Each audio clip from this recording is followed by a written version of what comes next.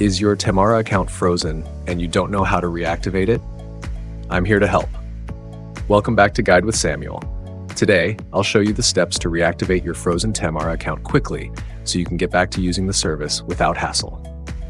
Step 1. Open the Tamara app and try to log in. If your account is frozen, you'll see a notification. Step 2. Check your email or app notifications for any messages from Tamara explaining why your account was frozen. Step 3. Resolve any outstanding issues, such as missed payments or verification requirements. Step 4. Contact Tamara customer support via live chat or phone to request account reactivation. Provide any requested documents or information. Step 5. Once your account issues are resolved, Tamara will lift the freeze and you'll regain full access. Quick tip: keep your payment info updated and avoid missed payments to prevent future freezes. If you found this helpful, please like, comment, and subscribe to Guide with Samuel for more clear and easy guides. Thanks for watching.